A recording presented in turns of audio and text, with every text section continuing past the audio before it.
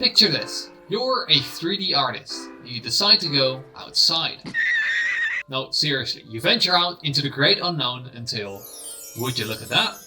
That's a nice rock. In fact, if only you could use that in your next 3D render. That's it, you say. I know, I should 3D scan it. But what's this? Oh no, it seems you forgot. You only have a shitty Android.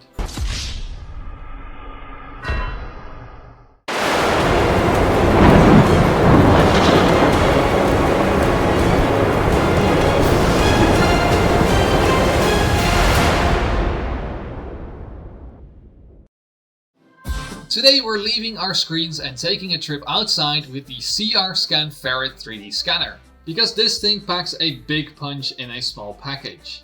It captures high-resolution 3D models in full color, and if you look at the results on screen you can judge for yourself, but I will say that I was pretty damn impressed by what I got.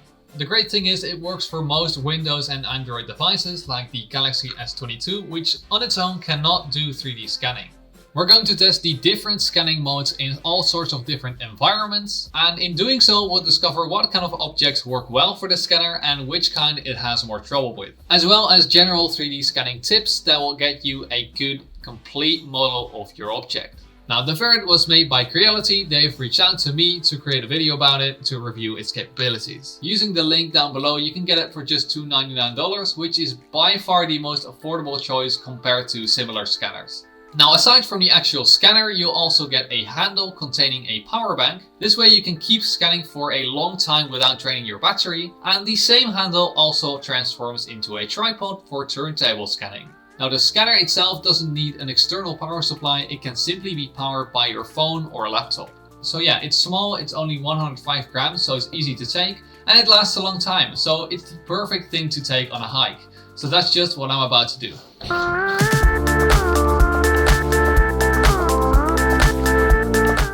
Before I ventured out into the wilderness, I decided to test it out in my garden using my laptop.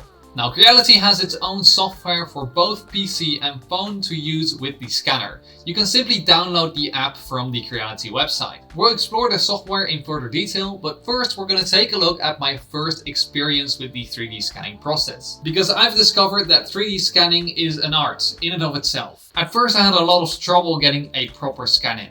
The software would just lose tracking or even make mistakes, resulting in a jumbled mess of a 3D model. By trial and error, I figured out some tips that greatly improved my workflow. First, we'll take a look at the options before you even start scanning. Aside from regular objects, you can set it up to scan a human face or a full body.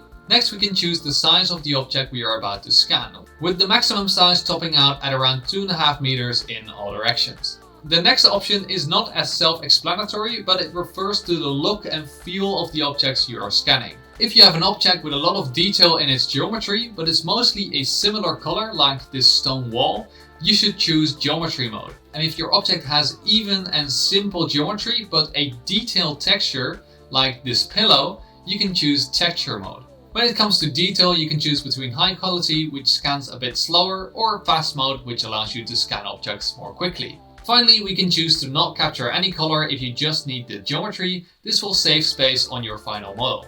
Once we have our options figured out, we can hit scan and we will see the scanning interface. And the first thing the software will ask you to do is to keep the scanner head a certain distance from the object. And once you do, you will be able to start scanning. And you will need to keep this particular distance throughout the scanning process to capture the geometry. And the software will guide you, giving you prompts when you get too close or too far from the object. Now, the first thing I noticed with the scanning software is that it loves detail and it hates plain, flat surfaces. Which kind of makes sense when you think about it, if you think about the tracking, since it auto-aligns itself with the object based on what you've already scanned before. So when it all kind of looks the same, the software doesn't know what to make of it and it just starts to make mistakes and make a jumbled mess of a thing. Another thing you have to keep in mind is how light behaves on your object. For instance, you can't scan anything that is reflective, translucent or transmissive, because light gets scattered differently compared to matte objects, making it look different from every angle.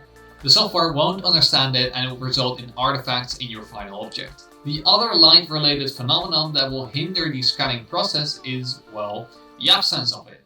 Dark environments or very dark objects will result in the scanner not being able to pick up the amount of detail that it needs. For instance, you can see that when I'm scanning this wall, I'm not quite able to get the shadowy parts between the rocks, resulting in a few holes in the final object. And while shadows can be tricky to deal with, the Ferret is fully capable of scanning in harsh sunlight. But in general, scanning is best done outside during the day with an overcast sky.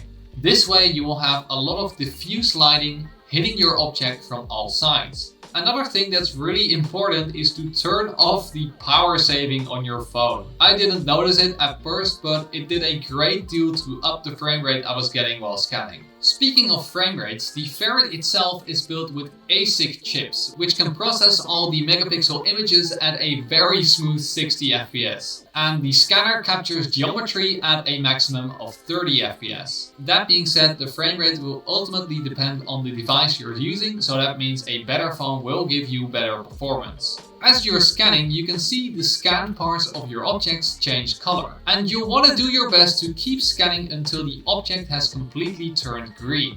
This means that the software has enough information for that part of the model. Over time, I've also found myself using the bottom left window more and more to actually see in real time which parts are being scanned optimally. The scanner does guide you with these prompts to move the scanner back and forth, but after a while I just started ignoring it and I just went off the highlights you can see in this extra screen. Scanning an object can take anywhere from 3 to 20 minutes depending on the size of the object and how easy it is to map. One thing I kept getting trolled with was getting all the way around to the other side of an object. I don't really know why that is, but generally once I did successfully pass to the other side, it was very easy to finish the object. Another good thing to keep in mind is that the bigger your object is, the longer it will take to re-establish tracking once you've lost it. This also makes sense because once the software loses tracking, it's having to compare the current scanning view with everything it's scanned so far. So with a big object, it's having to sift through a lot of data before it can realign itself. Once your object looks green from all sides, you can simply hit complete scanning, and though there are options for exporting, you can simply use the one-click export functions for automatic settings. Processing your scan can take a while depending on the size and level of detail, and once you're done, you have yourself a beautifully detailed 3D model.